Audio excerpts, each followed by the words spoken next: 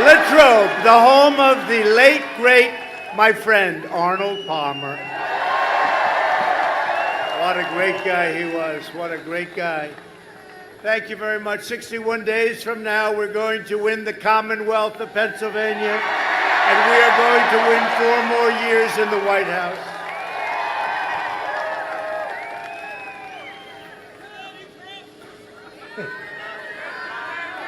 Joe Biden wants to surrender your jobs to China. You know that. His son walked out with a lot of money for doing nothing, right? He wants to surrender your nation to the radical left-wing mob. He's trying to change now. You know, he's saying that's not working because we're going up and he's dropping like a rock in water. And before the China virus, this election was over. Now I had to go back to work, and we've done a great job on it. We don't get the credit. We don't get the credit. We made a lot of governors look very good. But I will keep your jobs in America, and I'll bring rioters, looters, violent extremists, anarchists. We will bring them to justice. That's what we're doing right now.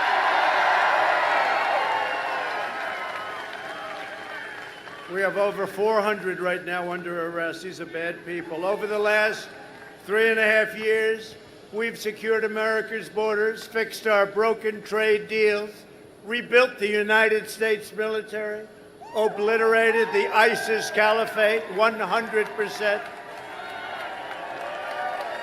secured American energy independence, and built the single greatest economy in the history of the world. And now we're going to do it again. Have to do it again. Have to do it again. Got to do it again. And it's happening. You see what's happening. Job numbers, retail sale numbers are all at records. It's happening. It's happening very fast. It's actually happening in a super V. Not a V. It's a super V. And you'll see that. And big numbers are coming out and have come out. And just watch your set. Or watch your newspaper, read your newspaper. You're seeing numbers that, Congressman, we haven't seen those numbers ever before, actually. We've never seen them. And by the way, we have record stock markets. We have record everything. You're going to have an incredible economic year next year. Your stocks are going up. Your 401ks are through the roof. Had a little pause today. People wanted to take some profits, and probably somebody said something stupid along the way. But the stock market's at record levels. Think of it. In the hopefully rounding the turn on the pandemic, we're rounding that turn, and vaccines are coming along great. You know that the job that they've done, the doctors, everybody else, we're years ahead of schedule. Anybody else as president, you wouldn't be talking about vaccines for 2 or 3 years from now, I'll tell you right now. That I can tell you. Biden will never be able to protect your jobs or your family. He is a puppet of the socialists, Marxists, and the cop-hating extremists, and they are cop-hating. And we love our law enforcement. We love our law enforcement.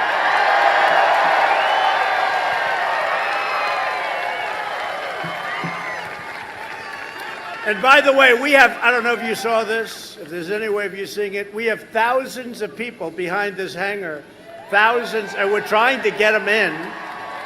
And I'd love to get them in. I mean, it's an airport, let them go to the runways, okay? Let them in. We have, I mean, literally there, we landed. I actually thought that was the crowd. You know, we're doing the hangar thing now because the arenas can't do it because of the pandemic for a little while. But in certain ways, I like this better. I don't have to travel. I get off the plane, I make a speech, I get the hell out of here, right? Now these are great. You remember the last days before the campaign? I'd do a lot of them a day. Get off that plane. It was a little different plane. It was black and white instead of the blue and white. But we had some time, and that was an important day, and that was an important year. 2016 But I will tell you, the election that we have coming up is the single most important election in the history of this country.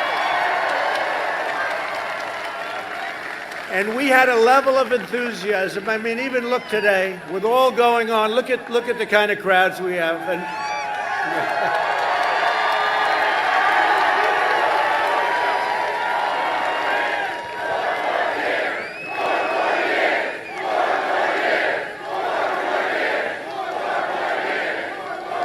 but we had record enthusiasm in 2016. By the way, was that the greatest evening ever? November. And now it's going to be November 3rd. And we'll keep it going, and we'll get it all like a tree. You move that tree, it takes a little while to plant, your tax cuts. They're going to raise your taxes. They're going to take away your guns. It's really, if you look. And, you know, they'll criticize me for saying this, the fake news media, which is back there.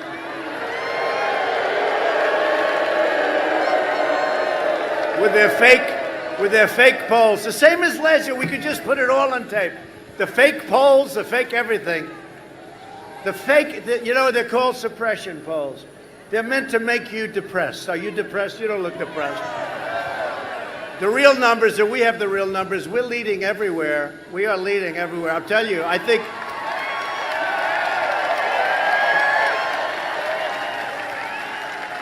think we're way ahead of what we were 4 years ago, and there's far more enthusiasm. Our base is bigger, it's stronger, and we've done the greatest job. Again, if we didn't get hit by the plague from China, this thing, we wouldn't have even, between us, I would have canceled, Mr. Congressman, most of the rallies. I wouldn't have needed a rally.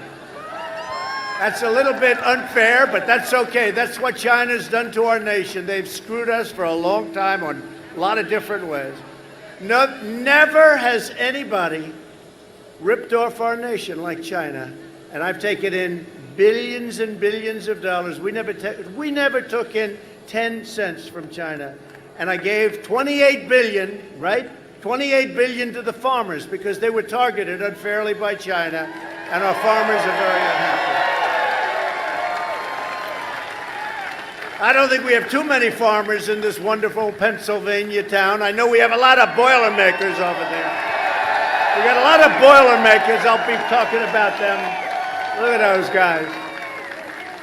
Nobody going to mess with them, I'll tell you. We're going to be talking about them in a minute. But for the entire summer, Biden was silent as far-left rioters viciously attacked law enforcement in Democrat-run cities all, burned down businesses, terrorized civilians, and just recently marched through the streets chanting, "Death to America." This is what we have, death to America. And by the way, we could end it like immediately. You saw what we did in Wisconsin. It ended. Took a while for the governor. You know, they have to ask us in. It's like otherwise, we have to do something much bigger, and it's totally unnecessary. The National Guard's fantastic. I went to see him 2 days ago. Biden went there today. There was nobody there. There was nobody there. He was a little late. I was going to say, hey, listen, we ended that problem. But we could end it in Portland. Wise guys in Portland. Anarchists. They're agitators. They're looters. I'll tell you, we could end it in Portland in a half an hour. We did it in Seattle. We told them, we're coming in. You either end it or we're coming in. Congressman, we were going in the next day. We were all set. I was actually disappointed, to be honest. They ended it in Seattle. They took over 20% of the city. Do you believe this? And the mayor said, no, it's going to be a summer of love. These people are crazy. So we end them very quickly. We end them very quickly. And now what we're doing is we're holding back funds for cities that don't know what they're doing, where they allow crime to run rampant.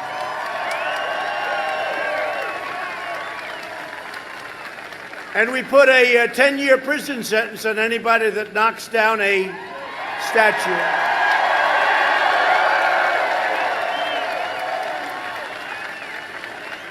I took out an old ordinance, a very old one, because today in Congress you don't get things like that. Today they think that you should just have no cash bail. You know, they do the no cash bail. You kill somebody, there's no bail. Don't worry about it. Go out. But I took out an old ordinance. I gave a new executive order. It says 10 years in prison. And amazingly, that was like 3.5 months ago. And they were having a big march on Washington, march elsewhere. And amazingly, that was the end of the statues coming down. No statues. And we're actually prosecuting people for having done it. We made it retroactive to the beginning. Terrible. And by the way, the state statues and monuments, they have to do the same thing. It's real easy. But the rioters that want Biden to win, they want him to win because their agenda is an agenda. It's what they want. It's the craziest thing I've ever seen. They both want to cut funding for police. They want to end that cash bail. They want to hire far-left prosecutors and judges and let the criminals run wild. The radical left district attorney in Portland, Mike Schmidt, his name is, has released hundreds of rioters and announced that anyone arrested for interfering with police officers, disorderly conduct, criminal trespass, rioting, and other offenses will not be prosecuted under any circumstance. Oh, it's worse. It's worse. You have somebody in Philadelphia who's worse, right? Worse. In his manifesto with Bernie Sanders, that's what it is. Biden agreed to all these things. You notice now? No, I never said about fracking. I never said, if you don't do fracking in Pennsylvania, 900,000 jobs and your energy bills will triple. Other than that, I don't think you should have it, okay? No, but he said in the manifesto, plus he said many times, we put on the clip yesterday where no fracking, no this, no that. I mean, no guns. How about guns? No guns, no Second Amendment. Biden has pledged to appoint prosecutors who will extend these insane far-left policies nationwide. That's what he's done. That's called the manifesto. He agreed to all this stuff. The craziest thing, you're supposed to bring it to the right. He actually brought it further left. Bernie never dreamt that this was possible. Crazy Bernie. Do you know Crazy Bernie? I had a lot of his voters come to me 4 years ago. A big percentage. You know why? Because I agree with him, and he agrees with me on one thing, trade. The trade. Because he knew that other countries are ripping us off, and so did I. Nobody else got it, especially Biden. Never got it. He never got it, still doesn't get it. Now he really gets nothing, I'll tell you. He didn't get it in prime time. Now he really doesn't get it. But it's okay for them to make every city look just like Portland, which is a disaster. And again, we could clean it up. We just go right through it. 5,000, 10,000, right through it. These guys are tough, they're smart, and they love our country. They love our country. We'll clean it up in 1/2 hour. It'll be over. Did you see this radical left mayor, Wheeler, his name is, the radical left mayor? They chased him, Mike. They chased him out of his home last night. And all he does is be nice to them because they don't understand nice. They only understand one thing, strength. That's the only thing they understand. They don't understand nice. They chased him out of his home. Unbelievable. Biden's plan is to appease the domestic terrorists, and my plan is to arrest them and prosecute them.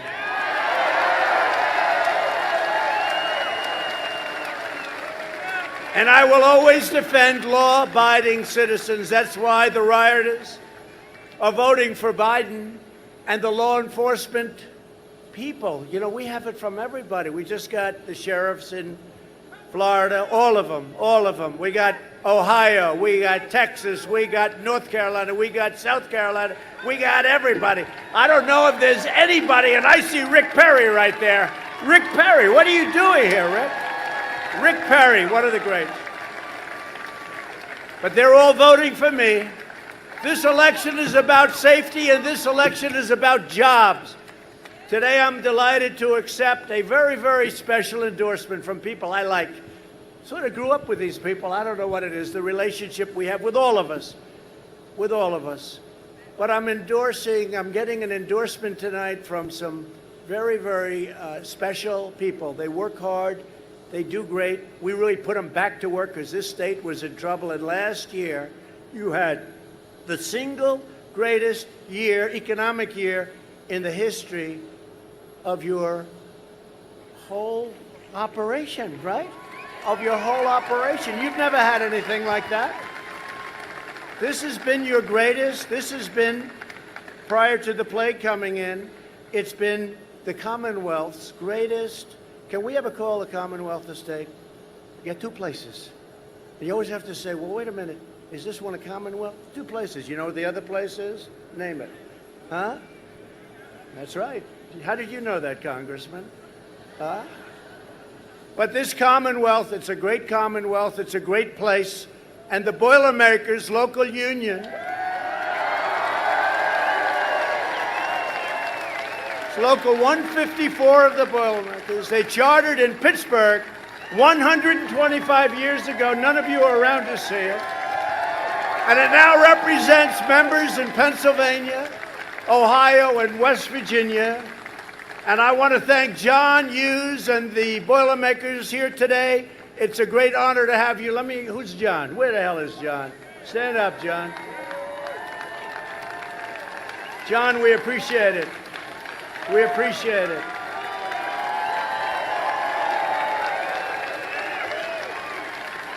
Do you know why John is the head? You know why? Because look, he's got the worst location. I say, where's John? I'm looking in the front row. He's in, put up your hand, John. Look at that guy. He's great. You got my vote, John. Hey, Boilermakers, thank you. What a job you do. You're the heart of this country. You really are. Thank you very much. That's a great endorsement. That's a great endorsement. Joe Biden spent the last 47 years shipping Pennsylvania jobs to China and foreign nations, and I've spent the last 4 years bringing them back home, and we're bringing them back home, bringing a lot of things back home.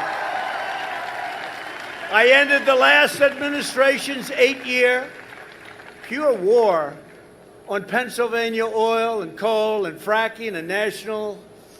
If you look at this, the natural gas, what they've done to this state, what they were doing to this state, it was sort of easy. I just opened it up and I said, do it.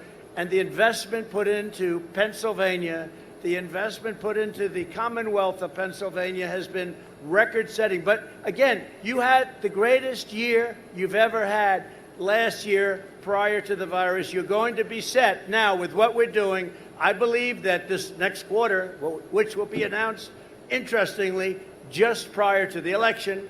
So I'm putting myself in the line, but I know what's going to happen. The numbers are going to be great. And next year is going to be one of the greatest years, not only for Pennsylvania, but for the entire country.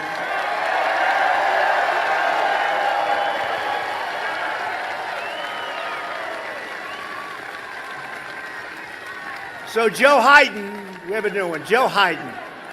We call him Joe Hayden. I have all of them. What do you like better? What do you like better? We got a number. Let's do a little poll. Can we do a poll? I saved myself so much money. You know, I saved myself so much money. We do these polls with thousands. And those people are coming in from the back, are they not? Yes? They're coming in. I'm telling you, you wouldn't have believed it. I'm landing. I wasn't waving at you. I was waving at them. There's more. But I do these polls, right? And it's like a perfect poll. You know, do you ever see the companies, you give them $1 million and they do a poll, like 78 people were polled. Now you got thousands of people. So tell me, what's your feeling, first of all, in the name? What's it? You like MAGA, Make America Great Again? Yes? Huh? Oh, you are the one, you are a man, I made you famous today. You said the nicest things about me. Thank you. Did you see him on television today? I think you're great.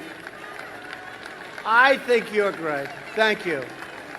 No, he called me a great Christian and a great Christian leader.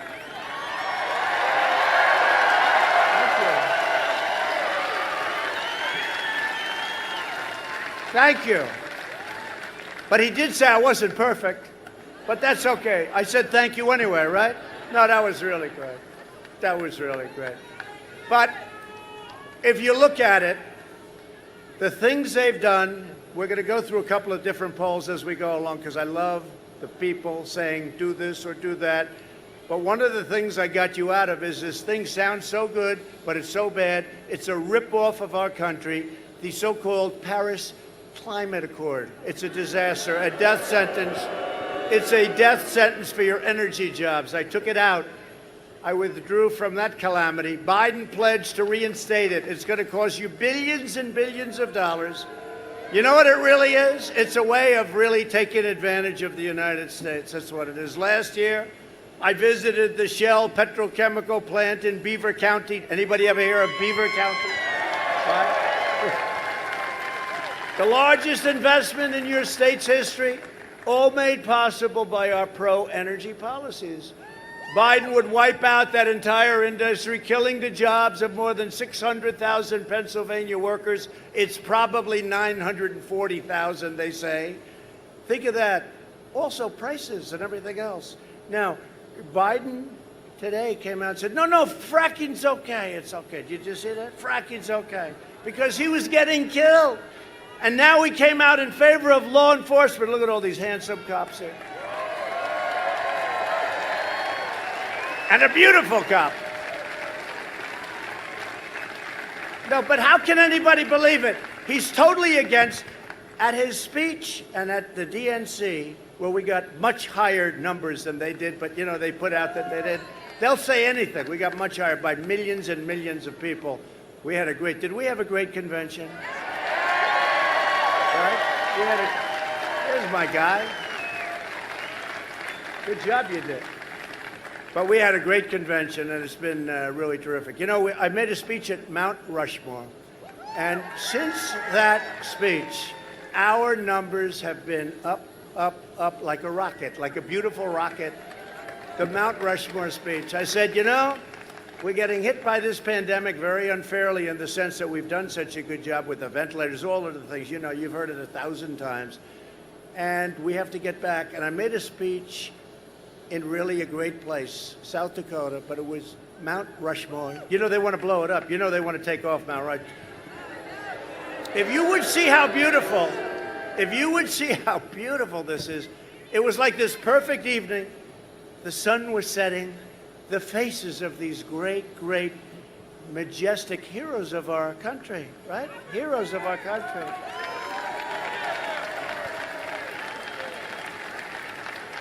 And they want to blow up Mount Rushmore.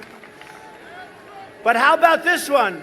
The Democrats yesterday came out with a plan. Did you see it? Now, they're the D.C. Democrats. They want to change the name of the Washington Monument, perhaps take it down.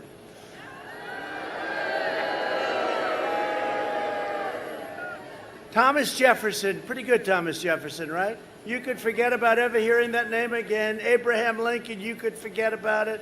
They want to take down all statues, all monuments in Washington. We have some of your greatest people right here. Let me not even talk to the congressman. The heck with the congressman, the Boilermakers. How do you like the idea of taking down our statues to our great George Washington, Thomas Jefferson, Abraham Lincoln, Andrew Jackson, all of them? I don't think the Boilermakers, you'll do a ring around Washington, right? Along with Christopher Columbus, he's in big trouble, I'll tell you. Except there was a group of great Italians in New York. They tried to take down Christopher Columbus statue in New York. You saw what happened, right? These Italians formed a little circle. They say, come on. The agitators decided to leave. Let's get out of here, darling. They protected Christopher Columbus. The Italians aren't big on taking down Christopher Columbus. You take down those statues, you can forget about the Italian vote. Do we agree? But they protected it. When asked in a debate if there would be any place for fossil fuels, including coal and fracking and natural gas and so many things that really fire up these big plants where many of you work, and they produce, you know, just millions and millions of jobs throughout our country. Biden said, no, we would absolutely not allow anything like that. We would make sure it's totally eliminated. That's what he said. He said, we would make sure it's totally eliminated or eliminated. Now he's coming and saying, this isn't working too well. This isn't working. You know, I made a speech a week ago in Texas. We had crowds that were unbelievable. On the highways, you can't get in, but the highways, it's like incredible. You could sell your ticket tonight for a lot of money. Go to eBay. Even as a used ticket, you could probably sell. But you go down the highways and you see it. And I was thinking in Texas, I'm making a speech in front of obviously people that like oil. They like God. And you know what else they like? They like their Second Amendment, right? So think about it. So whether it's Pennsylvania or Texas or Oklahoma or North Dakota or any place, you take a look at this, right? And no oil, no guns, no God. I don't think George Washington running with Abraham Lincoln as his VP, he'll pick Abraham Lincoln as VP, is going to win in Texas or in Pennsylvania or any place else with those three things eliminated. That's what they want to do. They want to take away your Second Amendment. If I weren't president, you would either have an obliterated Second Amendment or it would be gone entirely. I am standing between them and your Second Amendment, and that's it. That's it. They know.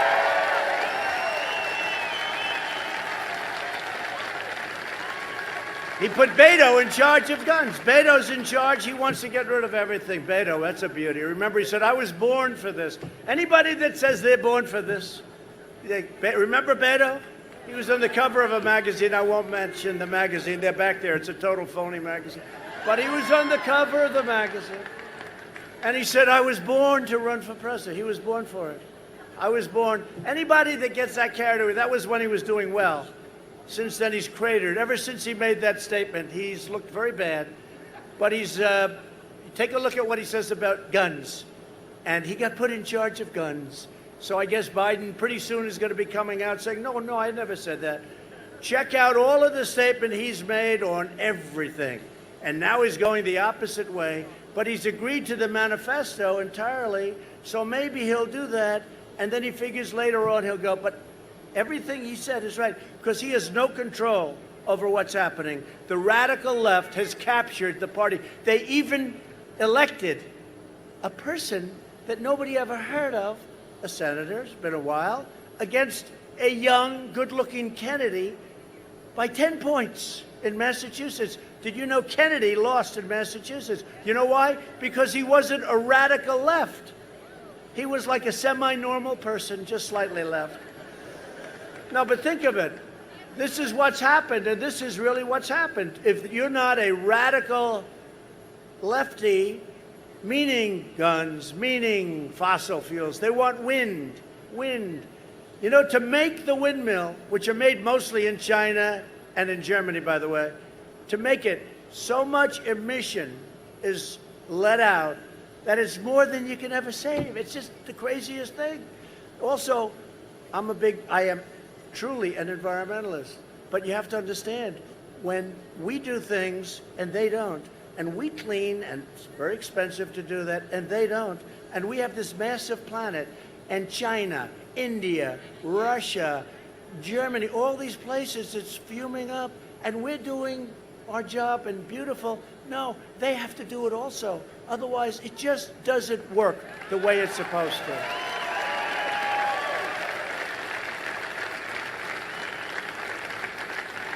They want to ban straws. Has anybody ever tried those paper straws? They're not working too good, right? They want to ban straws. I said, well, you know, I've had a couple of meals at McDonald's, etc., over the years, right?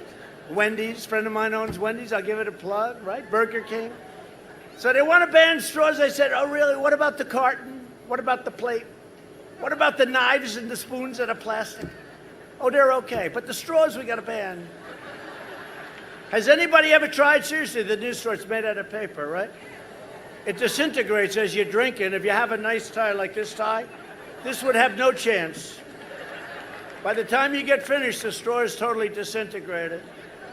Does anybody walk around with a plastic straw? Because it's not bad. You know, you whip it out, boom, boom.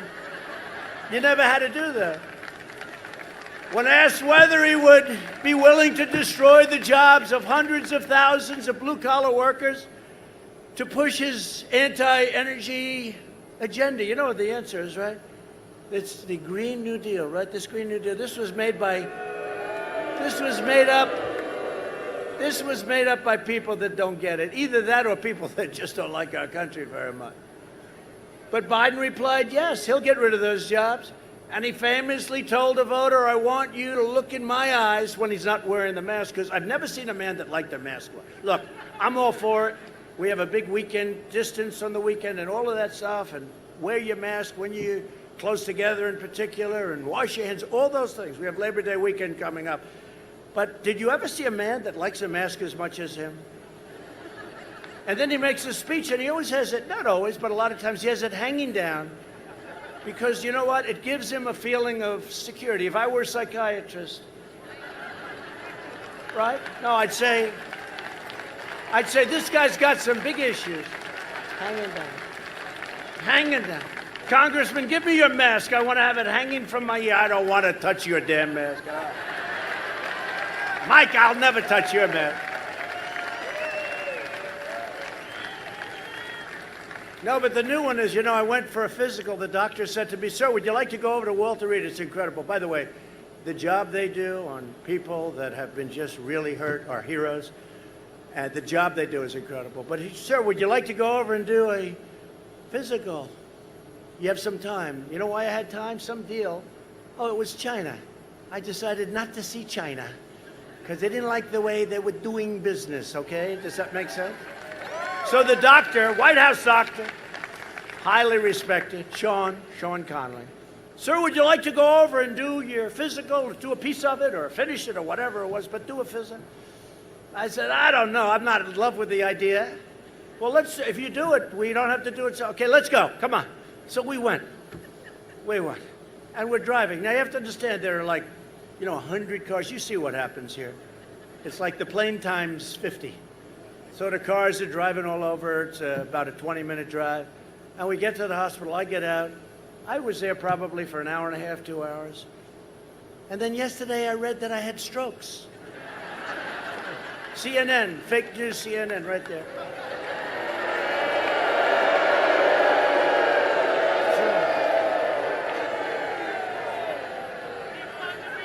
No, it's mini strokes, they called them. I don't know what a mini stroke is, but it's not good. And there could be a day, and I'll admit, I said, hey, it happens to all of us, right? Except these young ones, it's never going to happen to them. They're not looking at that. But you know what happens? But nothing happened. So I went in. I did that part of the physical. The end result was he's very healthy. They're very unhappy when they heard that result. And what you don't remember is when this took place, it was a long time ago. They just started up because they want to try and get me to be in Biden's physical level. They view me as being somebody that's, I go around, hey, last week, this week, Texas, North Carolina, Florida, South Carolina, back to Washington, let's go here, let's go there, let's go everywhere, meetings all the time. I think I've answered more questions from these maniacs than any president in history.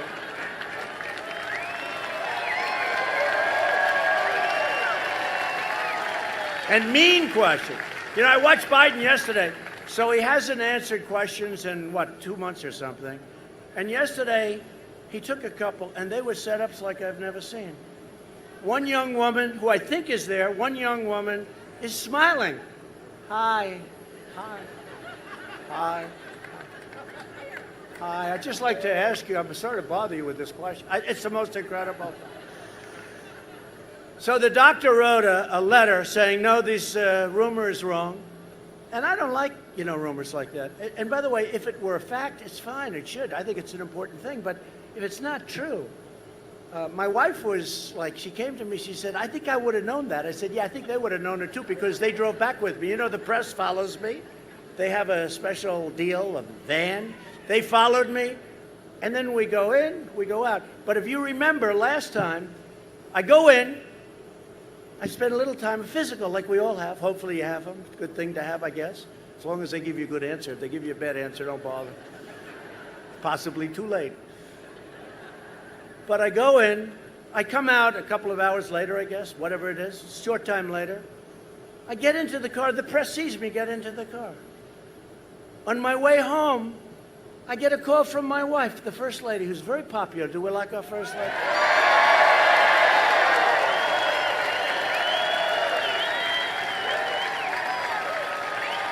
Yeah. She's very popular. She's a great person, great woman. She said, "Darling, are you okay?" I go, "Why do you ask?" She said, "They're reporting that you had a heart attack." Now, you have to understand, I'm driving in a car which is about, what, 6 cars in front of the press, because they have a big car. There are a lot of them, and we try and give them as little room as possible, make it uncomfortable. But they're right behind me, so they know I got in. And CNN reported that I had a heart attack. That was the same visit, and that didn't work.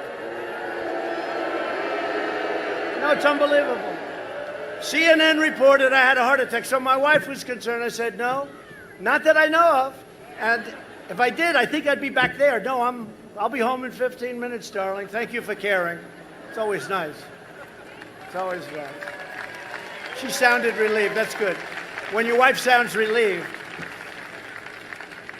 But she said, "I wonder how that happened. Why did they do that?" Because they're fake news.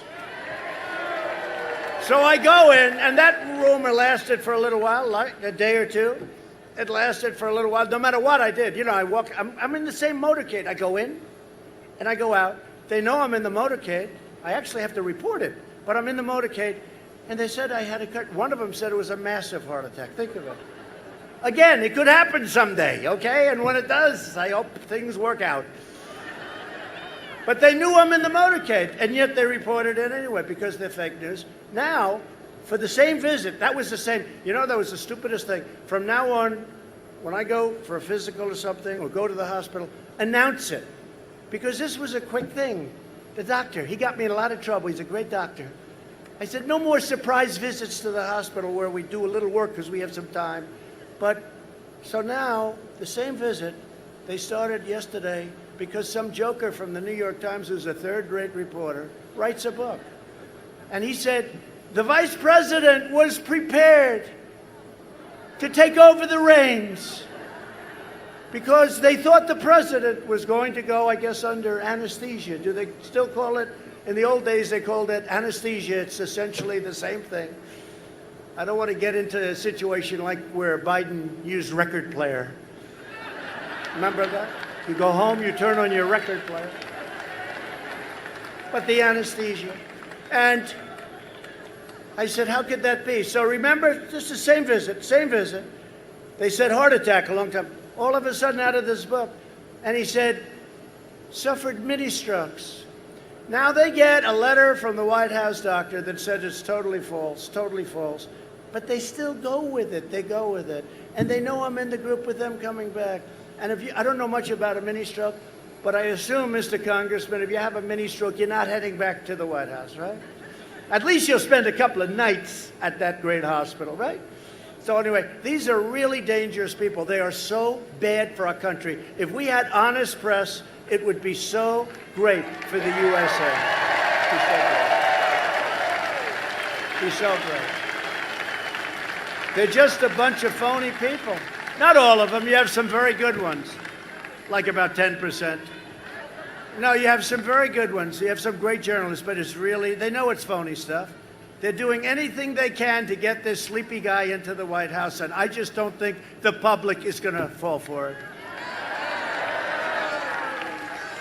I don't think the public is going to fall for it. You know, in his best days, 25, 30 years ago, he was weak. He was weak as a senator. He was weak. He was not known as being one of the smart ones, and now it's not exactly prime time, I can tell you that. I just want to announce tonight, because we're joined with some very, very special warriors, and Dan Muser. Dan, thank you very much. Great job you're doing. Dan, congressman. These are congressmen who have really been warriors for me. They really have been. Thank you very much, Dan.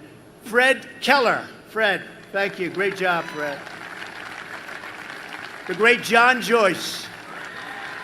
Great. Thank you, John. Guy Reschenthaler. Do you know him? Guy Reschenthaler. What are you doing over there? What happened? You don't get along with these guys? Huh? Oh, okay. That's good. Now I understand. That's good. Glenn Thompson. Great job. Great job, Glenn. Really great. And a real good friend of mine right from the beginning, right, Mike? You know, we were in Pennsylvania, and a friend of ours, a congressman long-term, right, from Kentucky. No, from actually Tennessee, came up to us. I was getting ready to make a speech, and Tennessee has very early voting. Remember what he said? This was 4 years ago. He said, I don't know what's happening in Pennsylvania. I don't know what's happening in the rest of the country. But if what's going on in the rest of the country is like what's going on in Tennessee, he said, they're coming from the hills, the roadsides, the rivers. He said, they're coming.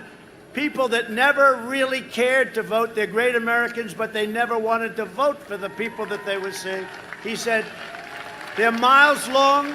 They've got Trump here, Trump hats, Trump pins, right? Tennessee. Duncan, right? Congressman Duncan, right? Remember that, Mike?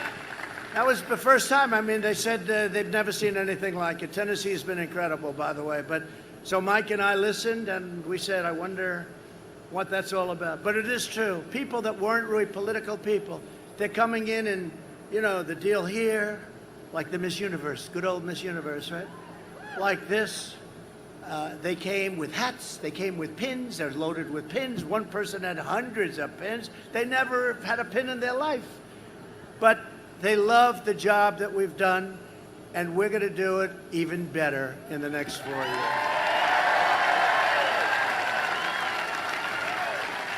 Another great friend of mine who's a tough cookie and a great congressman, but unfortunately, he's a former because he's just, I don't know, he's just a special guy and really has a big, beautiful heart. Lou Barletta. Lou. You look good, Lou. Why don't you run again, Lou? Run. And a man who's tough. You know, there's this guy, you ever hear of a guy named Connor Lamb? He's like a lamb. So we heard, you know, because he's in sort of a Trumpy area, right? And we heard that he's going to be for Trump and he's going to be fighting for Trump. And, you know, I saw some of his commercials. I thought he was a Republican, right? Except when he got to Washington, he voted with Pelosi 100% of the time. Crazy Nancy. He voted with Crazy Nancy. And so we thought, this Connor Lamb guy, he even voted to impeach your president over nothing. Zero. And that's very personal. When they do that, that's personal. So, and I have to say, Congressman, 196 to nothing, they stuck with us. And so did the Senate, other than Romney. You can have Romney, I'll tell you. Romney couldn't be elected dog catcher in Utah right now. Although he gave me a half a vote. It was 52.5 to a half. That was Romney. What a beaut. Remember he was walking with the Black Lives Matter saying, yes, I'm a member of Black Lives Matter. Everyone saying, that's nice, wonderful. He had a lot of masks on, I'll tell you that. But we did a great job. We had a great, it was an amazing thing. But this Connor Lamb was out there fighting it. And he shouldn't have done that. And we have somebody that blows him away. He's more of a hero. He's tougher. He's stronger. He's smarter. He's better looking, not that that matters. You know, under the Me Too generation, I don't talk about looks anymore. Looks don't matter. Doesn't make any difference. I don't talk about looks. Me Too. Me Too generation. But I'll tell you, this man is something special. He's a real hero, a real tough guy, and he'll never let you down. Sean Parnell.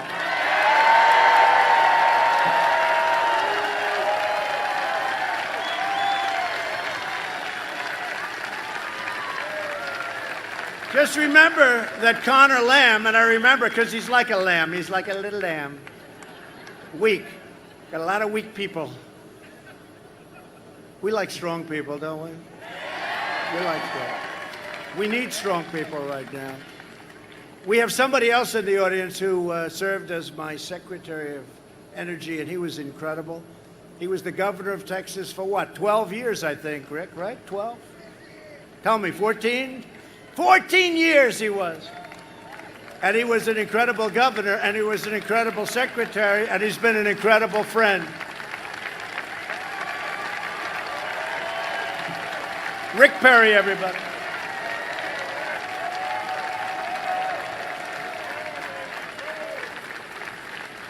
There was nobody that got into the race tougher than Rick. What he said about me, I'll never repeat again. Even my own family didn't like me when he got finished. And when he decided that I would be the one, he got out. And there's nobody that said better things about me. But you're great, Rick, and you did a fantastic job. Every place you've been great. Thank you very much. Rick Perry. Thank you. Hey, Rick, how are we doing in Texas? Huh? We had a poll today in Georgia. You know, they say Georgia's going to be close. Well, this was a poll that hates Trump, and we're up 7. That was the same thing happened last time, right? You know, they use the words in play. Georgia's in play, they say. Georgia's in play. Well, we're up 7, and this is a poll that truly hates us, okay? But they did the last time. Didn't they say last time that Texas was in play? And then it was 8 o'clock, the polls closed, and they only announce if you're way ahead. So they say the polls have closed in the great state of Texas. Donald Trump has won the great state of Texas. And I kept hearing it was in play. They said Utah, the home of our worst senator. They said Utah was in play. That's Mitt Romney. Mike Lee's doing excellent. I didn't want to get them confused by it. But they say Utah, same thing. Remember that 4 years ago? We had the guy with the shaved head. What was his name, Rick? What a loser that was. You know who I'm talking about. That's right. A McMuffin, I think, something like that. And he was going to win Utah. And I won it by many, many, many points. It was called immediately. So these are people that are just not good. In fact, Hillary even beat this guy. Hillary came in second in Utah. In less than 4 years, we've achieved more than anyone thought possible. We passed massive tax cuts for hardworking families, and we eliminated more regulations than any administration in the history of our country.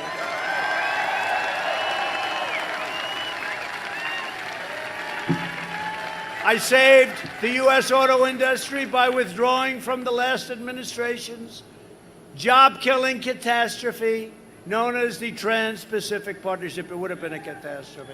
Not only for autos, by the way, for everything else, too. To protect our workers, I imposed stiff tariffs on foreign aluminum and foreign steel. That kept you guys very busy. They were dumping all over the place. Is that what they were dumping? And steel, too. Dirt steel. This week, my administration reached a breakthrough agreement to stop additional steel imports from Brazil and from Mexico for the rest of the year, despite the USMCA. Sometimes they get a little carried away and we have to do a little tariff action on them. So we stopped that. We're reversing decades of the Biden betrayals that decimated Pennsylvania jobs. You know that. This state lost, listen to this, 1 in 3 manufacturing jobs after the twin disasters of NAFTA and China's entrance into the World Trade Organization. One of the worst things that happened when China came in. You know, they were flatlined for many years. Then they came into this crazy deal. They're considered a developing nation. You see, I've been sort of protesting that, but they're considering China. As a developing nation, you get all sorts of things that you would never get, advantages over the United States. Well, we have very strongly protested that. They're not a developing nation. They're a very powerful, developed nation. And you know what? They got to pay what everyone else has to pay. Earlier this year, I kept my promise to the Commonwealth of Pennsylvania when we ended the NAFTA nightmare and signed the brand new U.S.-Mexico-Canada agreement into law, which is in effect now and really doing well. Everyone said it'll never happen. And I had great help from these gentlemen right here. I took the toughest ever action to stand up to China's pillaging, plundering, and rampant theft of Pennsylvania and many other places' jobs. That's all throughout the world, by the way, but our states have been just pillaged by China and others. Joe Biden's agenda is made in China. My agenda is made in America.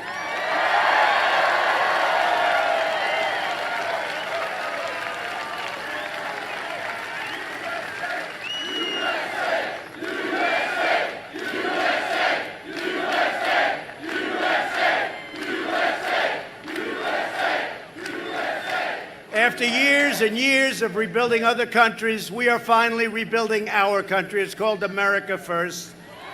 We're America First. It's enough. And we're bringing our soldiers back home. You see what's going on. After 19 years in Afghanistan, faraway places. To bring hope to our inner cities, I created Opportunity Zones. Tim Scott, great senator from South Carolina, worked on it with me. Passed criminal justice reform, delivered permanent funding for historically black colleges and universities that Obama would never do. And before the China virus, we achieved the lowest African American, Hispanic American, Asian American unemployment rates ever recorded by far. And they're now heading back in that direction quickly. Democrat politicians have failed the black community for decades. They failed the Asian community, the Hispanic community. They failed women. The numbers on women's unemployment were the best in 61 years. Biden spent the last 47 years betraying the American people. He was always for things that you wouldn't want, and now he's changing. No, I never said that. I never said that. I've spent the last 4 years keeping my promises and delivering for the African American community and for all communities. And the best is yet to come.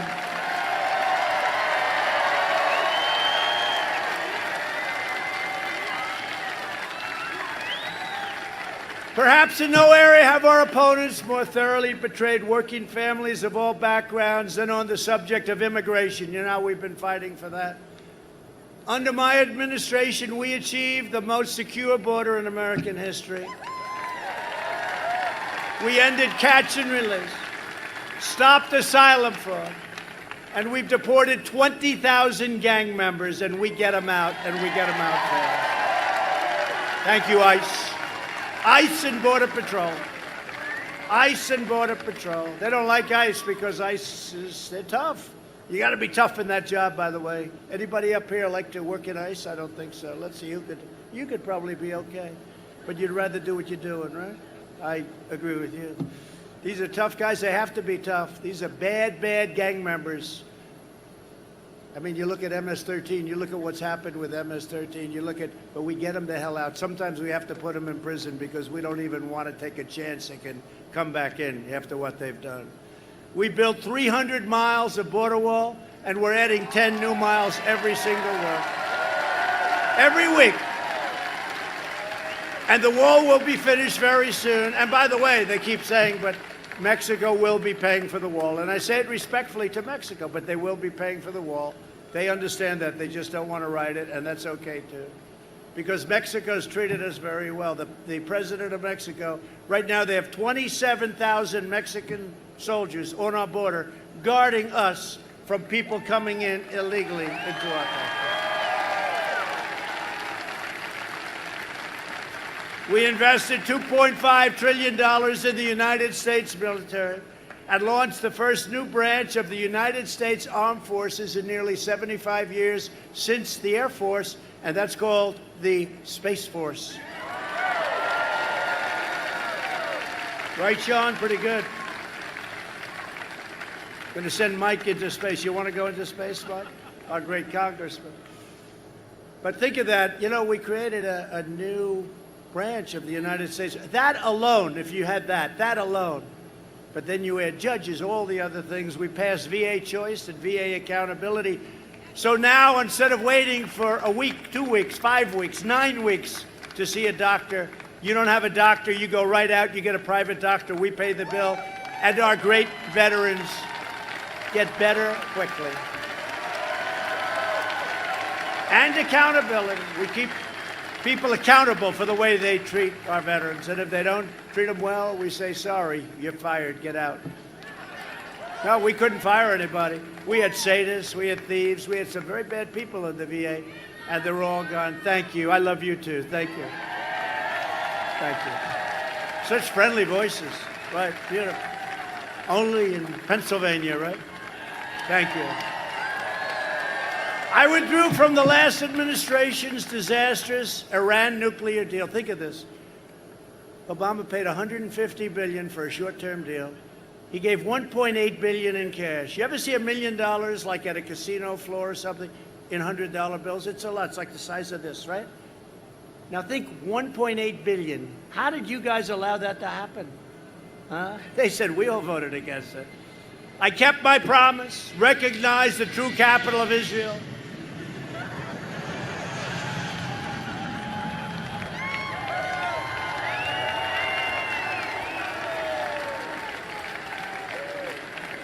You never know nowadays, right? And I opened the U.S. Embassy in Jerusalem. I recognized Israeli sovereignty over the Golan Heights. They've been trying to get that done for 52 years. I got it done immediately. And by the way, as far as the capital of Israel, Jerusalem, they've been talking about many, many presidents. They all promised it. Nobody did it. I did it. We get things done. And we just did something that is incredible. Even the New York Times gave it good reviews. Not good reviews, beyond good reviews. Tom Friedman gave it phenomenal reviews. You believe that? And we achieved the first breakthrough in Middle East peace in decades. A deal with Israel, right? And the UAE. To deal with Israel and the UAE, and that's going to lead, and I will tell you, we have representatives over right now, and other people are saying, we want to get in that deal. You'll have peace in the Middle East, but we want to get the hell out. Let's get them all back. Let's get them all back. Don't forget, we're energy independent. There used to be a reason. Now, we do have a reason. It's called Israel. And we have some very good partnerships over there. In all fairness, we have some countries that have treated us very well, and we're going to take care of those countries. But we are energy independent for the first time, and that's a very good feeling.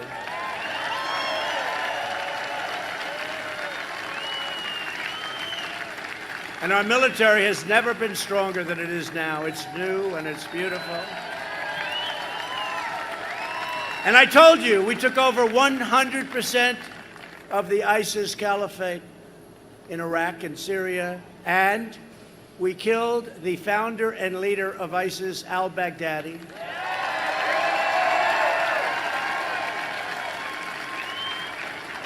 And separately, we killed the world's number one terrorist for decades and decades, Qasem Soleimani. We killed Soleimani.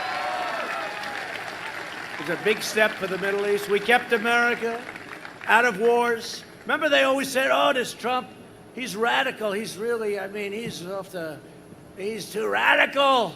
He'll get us in wars. I kept you out of wars. What happened with North Korea? Look, I get along with Kim Jong-un. They say, that's terrible. He gets along. No, it's good if I get along. If I get along with Russia, is that a good thing or a bad thing? I think it's a good thing. These maniacs, anytime, they always talk about Russia. They never talk about China. You know, it's very interesting. It's always Russia. I heard it starting again. They said, somebody spoke to Russia 2 years ago. It's Russia, Russia, Russia. This total maniac, Shifty Schiff, he's a total maniac. So, no, it's always, do you ever notice? I can't even listen, but when I hear Russia, I just turn it off. It's crazy. But, you know, getting along with countries is actually a good thing. Can we explain that? It's a good thing, not a bad thing. It's a very good thing. But remember, I was the one that was going to be leading you into war. In the first week, he'll be in war. He's a radical kind of a personality. I'm really not. I like to have peace. But if we ever do get into war, we will knock the hell out of them, whoever it may be. These guys only fight to tie. They don't fight to win. We fight to win. But you look at what's happening where they're all coming back home. I even reduced in Germany because Germany, they're an ally, but, you know, they took advantage of us very badly on trade and very badly with our military. So we removed a lot of soldiers out of Germany. They're not happy. They said, this is going to hurt our economy. Well, it's good for our economy, okay? They thought it was going to hurt the German economy. Well, they don't treat us right. They don't pay their bills. They're delinquent. You know what delinquent is? They're delinquent. They don't pay their bills. We protect them. They don't pay their bills. We got to do something. And they treat us horribly on trade through the European Union, which basically they run. Together, we've been rapidly fixing a half a century of disasters, and Biden was there for every one of them. Joe Biden supported NAFTA, China's entry into the world trade. He supported the Korean deal. The Korean deal was so bad. It was so bad. This was a deal that was going to produce South Korea, done by crooked Hillary Clinton. This was a deal that was going to produce 250,000 jobs. She said, this will be 250,000. And she was right. For South Korea, it produced 250,000. For us, we got nothing. We got losses. We got nothing. It was a terrible deal. I renegotiated it. Now it's a good deal. And they also gave and want to give mass amnesty for illegal aliens. Biden supported cutting Social Security. He voted for the Iraq War. He opposed the mission to take out Osama bin Laden. He opposed the killing of Soleimani. When I did that, he said, that's a terrible thing. That's a terrible thing. Everybody in the Middle East, they couldn't believe it. They celebrated, some of them quite quietly, I must add. He oversaw the rise of ISIS, and he cheered the rise of China as a positive development for America and the entire world. Remember that? Now he's trying to say, well, I can be tough on China, too. No, he can't. China owns him. China owns Sleepy Joe. He's not going to be tough on China. And he said all these wonderful things, and then all of a sudden his poll numbers started going down. How about law enforcement? He's like, so bad. In his entire convention, they didn't even mention. And by the way, something else they did that I think is terrible, really terrible. The words under God, right? Right? Right? Called the Pledge of Allegiance, under God. He left those two words out twice at their caucus, which is part of their convention. But that's where they're coming from. He's trying to say, oh, well, we didn't do this. And then we gave it to him and he sort of shut up. But then 2 days later, he's saying it didn't happen. They lie. And these mail-in ballots are a disgrace, and they know it. Sign your mail-in ballot, okay? You sign it and send it in, and then you have to follow it. And if on election day or early voting, that is not tabulated and counted, you go vote. And then if for some reason after that, it shouldn't take that long, it comes in, they're not going to be able to tabulate it because you will have voted. But you have to make sure your vote counts, because the only way they're going to beat us is by doing that kind of stuff. I'm trying to be nice. I'm trying to be nice. They want to send out, congressmen, 80 million ballots. Now, there have been many races over the last year where they've done this, and they've been a disaster. You look at New York, they had a congressional race, not a very good congresswoman, very untalented. I know her well. I lived in New York. She's not got much going. They have no idea what the vote is. I think 20% of the ballots were missing. And then they declared her the winner. And the other guy saying, what about me? He's not too happy, her opponent. You look at what happened in Paterson, New Jersey. You look at what happened in Virginia. You look at what happened. There's not a race. And these are small. These are easy to control. Now they want to send out 80 million unsolicited. I like it much better. They used to say universal. They used to say live ballots. I like the word unsolicited and solicited. Solicited's okay, because that's when you're asking and you want it, then you send in the necessary paperwork and documentation, and you get the ballot and you fill it out. That's okay. But you can't, this whole thing with the unsolicited. Unsolicited means you're sitting there. You know, we have a big enthusiasm edge. But when they throw these things in your face, and the lists are inaccurate, and people are dead, and dogs have gotten ballots, they have. Dogs have gotten ballots. And they know I'm right, and everybody knows I'm right, and they say I'm right behind the closed doors, and it's a disgrace what they do to our country. 80 million unsolicited ballots, people that had no idea, people that weren't going to vote, in all fairness. It's really unfair because our people have enthusiasm. They're going out to vote. They're all going out to vote. Everybody here going to vote? Everybody? But they have no enthusiasm. I said, so that's unfair. That guy walks and then he'll have somebody knock on the door, say, listen, would like your ballot. I don't want to vote. I don't care about Biden. I'm a Democrat. I don't care about this guy. Well, look, where is it? Here, take it. Blah, blah, blah. They even have a provision where you don't have to verify signatures. What is going on? And they have another provision in some states where you can harvest. That's where you grab them all together and drop them. And in Nevada, they actually have a provision where they don't have to be counted till 7 days after the election. So that means if we have a close election, could be close. I hope it's not. I hope we have a landslide like you've never seen.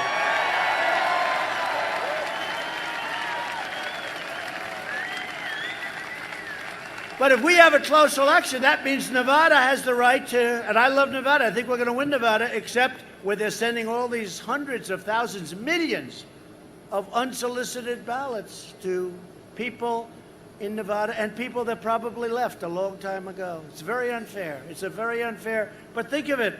They have 7 days after the election. Did you know that, Mike? 7 days. What does that mean? I want to see the results of the election on November 3rd. Right?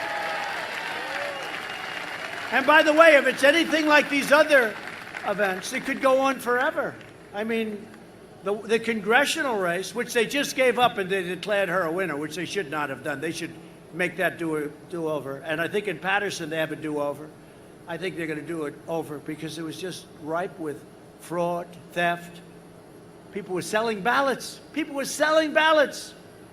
And you know, they talk about Russia.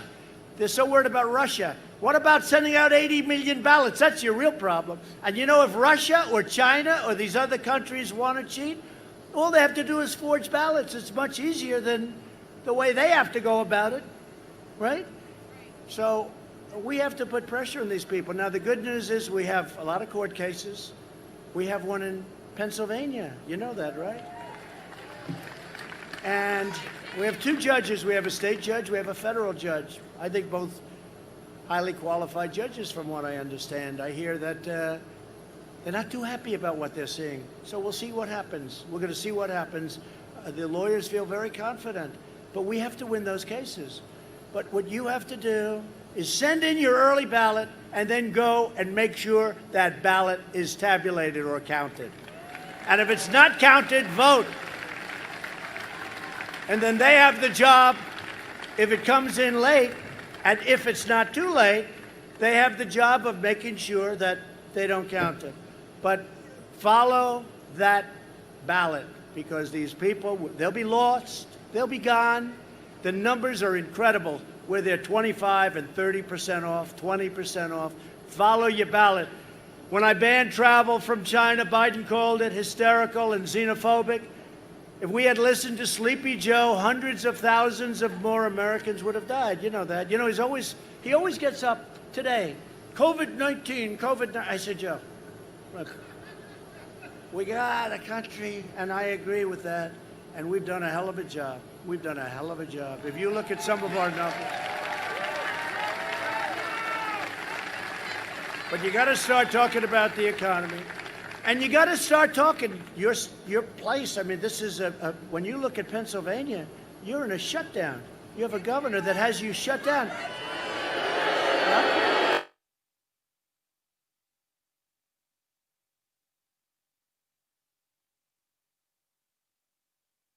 They're all way down. You haven't even opened up. You haven't even opened up the great Commonwealth. Well, you have the same thing in North Carolina. And you have the same thing in Michigan. What she's doing to Michigan is sad. And you know, you have death with a shutdown. You have depression. You have drugs and alcohol. You have sickness. You have loss of jobs. And people, you have suicides. Don't even think about it. But you have suicides. You have a tremendous, Actually, at this stage, we did the right thing. We closed the country down. We studied it. We learned about it. We know the susceptible are old people, senior citizens, nursing homes, people that are old, especially if they have heart problems or if they have diabetes. We know that. We learned it. And we opened it up.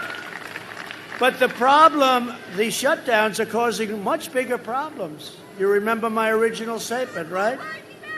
The cure can't be greater. You know, it was an original statement that a lot of people picked up, but it's so true. You have to open up this Commonwealth. It has to be opened up. It has to be opened up now.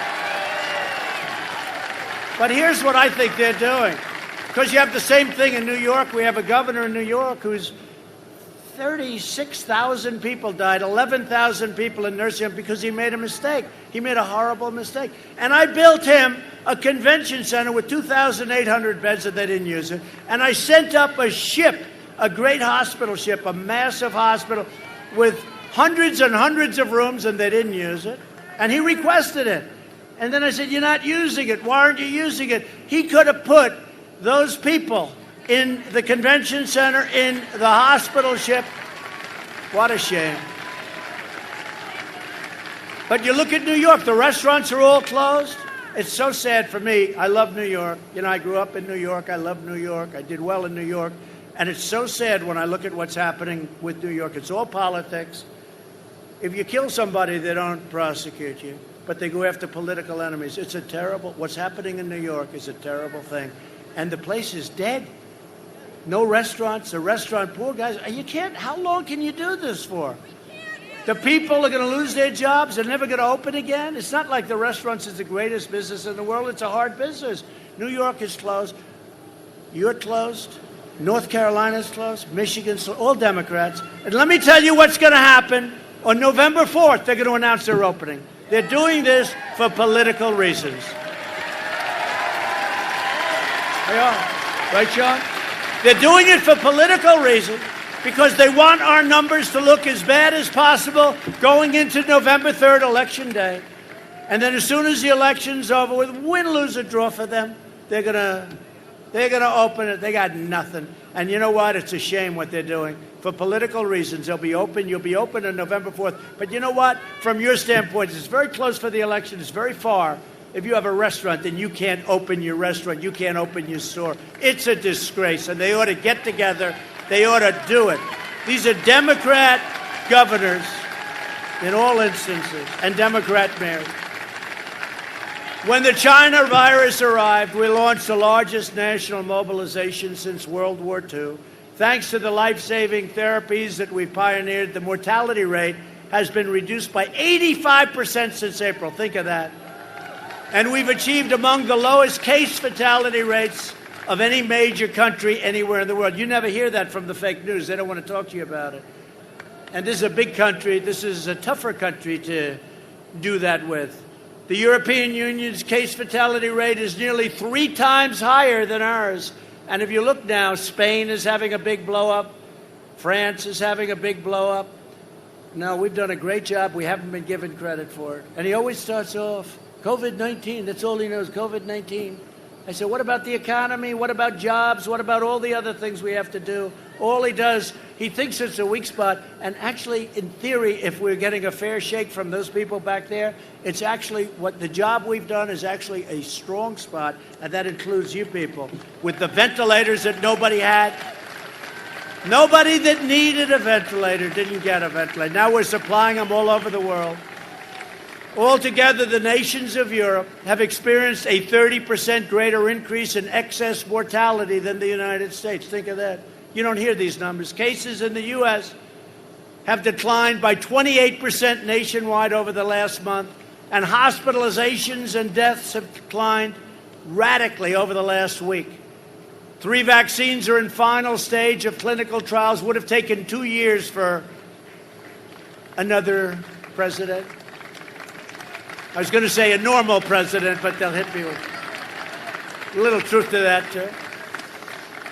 No, but for another president, especially, you know, in the last administration, they had the H1N1 pandemic. It was called swine flu. You know, Joe always calls it the N1H1. He gets it mixed up.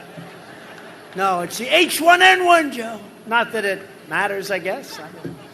No, do you ever notice? He's always calling it the other. He calls it the opposite. He has no clue where he is. But he keeps saying, oh, if he was... Well, he didn't want to ban China, and we saved hundreds of thousands of lives by banning China. I was the only one that wanted to do it, actually. And then we banned Europe, because I saw what was happening in Italy and Spain and France. And we banned Europe. We saved hundreds of thousands. And if I didn't do the closing and the opening, so we're at 175,000, far too. Look, one is too much, because this was given to us by China, and it's a disgrace. It's a disgrace. They could have stopped it. They stopped it from going into China, but not going to the rest of the world, including our country. It's a disgrace. But think of it. Joe Biden got the worst marks you've ever seen for his handling of the H1N1 swine flu. They said it was incompetent. And the head guy, who now he's trying to retract, it's a little tough. That's one great thing about the tape. He said it was horrible. He said we did a horrible job. He said they got lucky. It's not contagious like this. This is a tough one. I can look at that guy, he'll catch it right there, and he's very far away from me. It's a tough one because it's so contagious. But the swine flu is a different thing. But also, nothing's easy about that, pandemics or epidemics. And his marks, take a look at the job they did.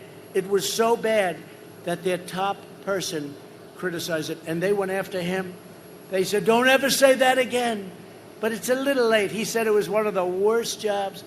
And we actually had a Gallup poll where we got very high marks for the job we did. And they had a poll where it was so low, it wasn't recordable. And then he's coming along and telling us how to solve this very difficult problem. We've done a great job, and I don't want the credit, but I want the people, Mike Pence, I tell you what, our vice president, Mike Pence, and the task force headed up by Mike, and working along with a lot of great people. They've done a fantastic job, and they just get no credit. If I was a Democrat, a different president, and they did the same job, they'd say it was one of the greatest jobs they've ever seen. But take a look at what they say about the way they handled the swine flu. It was a disaster. It was incompetent. They called themselves incompetent. They called them, and now they're coming in like, well, we would have done this. And Biden, by the way, was totally against, you remember? Xenophobic, racist, because I closed down China. And then 2 months later, 2.5, 3, and Nancy Pelosi was having dances in Chinatown, right? A month later. No problem. I was way ahead. And then Biden comes out, and he actually said that I was right. But they said, don't say that. Try doing it a little softer than that. So he did it a little bit softer. But we were right. They were wrong. They handled it so badly. Just take a look.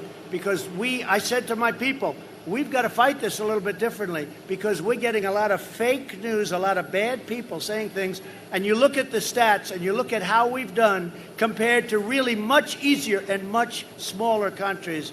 It's amazing. And if you took New York out of it, which was a disaster by Cuomo, if you took New York out of those numbers, we would have numbers that would be even better than they are.